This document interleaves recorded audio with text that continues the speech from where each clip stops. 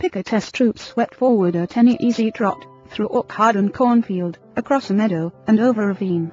All the time, the enemy's cannon was tearing ghastly holes in their ranks, but on they pressed, grim, irresistible. Suddenly the Union infantry rose from behind the stone wall on Cemetery Ridge, where they had been hiding, and fired volley after volley into Pickett's onrushing troops. The crest of the hill was a sheet of flame, a slaughterhouse, a blazing volcano. In a few minutes, all of Pickett's brigade commanders except one were down, and 4/5 of his 5,000 men had fallen. General Louis A. Armistead, leading the troops in the final plunge, ran forward, vaulted over the stone wall, and, waving his cap on the top of his sword, shouted, "Give them the steel, boys." They did. They leaped over the wall, bayoneted their enemies, smashed skulls with clamped muskets, and planted the battle flags of the South on Cemetery Ridge. The banners waved there only for a moment. But that moment, brief as it was, recorded the high-water mark of the Confederacy. Pickett's charge, brilliant, heroic, was nevertheless the beginning of the end. Lee had failed. He could not penetrate the North, and he knew it. The South was doomed.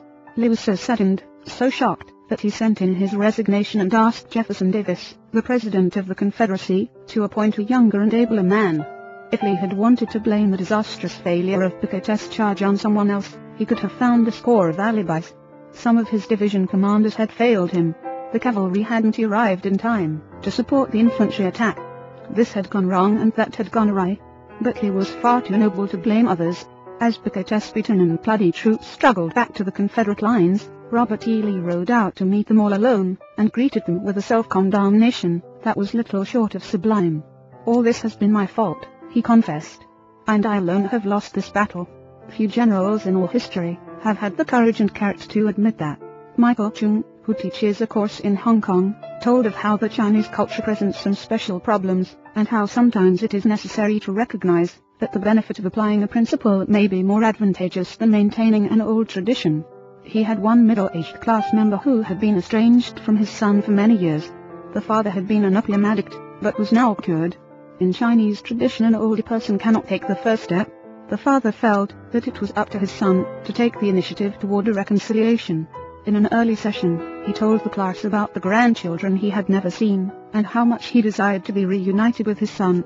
His classmates, all Chinese, understood his conflict between his desire and long-established tradition. The father felt that young people should have respect for their elders, and that he was right in not giving in to his desire, but to wait for his son to come to him. Toward the end of the course, the father again addressed his class. "I have pondered this problem," he said. Dale Carnegie says, "If you are wrong, admit it quickly and emphatically. It is too late for me to admit it quickly, but I can admit it emphatically. I wronged my son. He was right in not wanting to see me, and to expel me from his life. I may lose face by asking a younger person's forgiveness, but I was at fault, and it is my responsibility to admit this." The class applauded, and gave him their full support. At the next class he told how he went to his son's house, asked for and received forgiveness, and was now embarked on a new relationship with his son, his daughter-in-law and the grandchildren he had at last met. Albert Hubbard was one of the most original authors who ever stirred up a nation, and his stinging sentences often aroused fierce resentment. But Hubbard, with his rare skill for handling people, frequently turned his enemies into friends.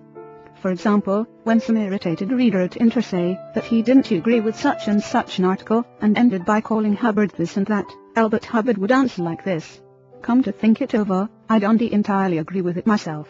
Not everything I wrote yesterday appeals to me today. I am glad to learn what you think on the subject. The next time you are in the neighborhood you must visit us, and we'll get this subject threshed out for all time.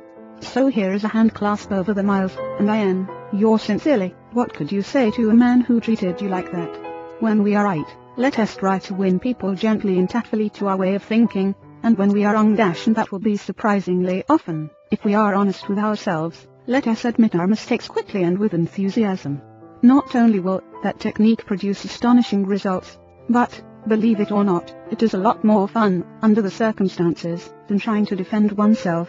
Remember the old proverb: by fighting you never get enough, but by yielding you get more than you expected. Principle 3: If you are wrong, admit it quickly and emphatically. For a drop of honey, if your temper is aroused, and you tell him a thing or two, you will have a fine time unloading your feelings. But what about the other person? Will he share your pleasure? Will your belligerent tones, your hostile attitude, Make it easy for him to agree with you. If you come at me with your fists doubled, said Woodrow Wilson, I think I can promise you that mine will double as fast as yours. But if you come to me and say, let us sit down and take counsel together, and, if we differ from each other, understand why it is that we differ, just what the points at issue are, we will presently find that we are not so far apart after all, that the points on which we differ are few and the points on which we agree are many, and that if we only have the patience, and the candor and the desire to get together, we will get together. Nobody appreciated the truth of Woodrow Wilson's statement more than John D. Rockefeller Jr. Back in 1915, Rockefeller was the most fiercely despised man in Colorado. One of the bloodiest strikes in the history of American industry had been shocking the state for 2 terrible years. Irate, belligerent miners were demanding higher wages from the Colorado Fuel and Iron Company. Rockefeller controlled that company. Property had been destroyed, troops had been called out, blood had been shed, strikers had been shot, their bodies riddled with bullets. At a time like that, with the air seething with hatred, Rockefeller wanted to win the strikers to his way of thinking. And he did it. How? Here rests the story. After weeks spent in making friends, Rockefeller addressed the representatives of the strikers. This speech, in its entirety, is a masterpiece. It produced astonishing results. It calmed the tempestuous waves of hate that threatened to engulf Rockefeller. It won him a host of admirers. It presented facts in such a friendly manner that the strikers went back to work without saying another word about the increase in wages for which they had fought so violently. The opening of that remarkable speech follows. Note how it fairly glows with friendliness. Rockefeller, remember, was talking to men who, a few days previously, had wanted to hang him by the neck to a sour apple tree. Yet he couldn't have been more gracious, more friendly if he had addressed a group of medical missionaries. His speech was radiant with such phrases as I am proud to be here, having visited in your homes, met many of your wives and children, we meet here not as strangers, but as friends. Spirit of mutual friendship, our common interests, it is only by your courtesy that I am here. This is a red-letter day in my life, Rockefeller began. It is the first time I have ever had the good fortune to meet the representatives of the employees of this great company, its officers and superintendents, together, and I can assure you that I am proud to be here, and that I shall remember this gathering as long as I live.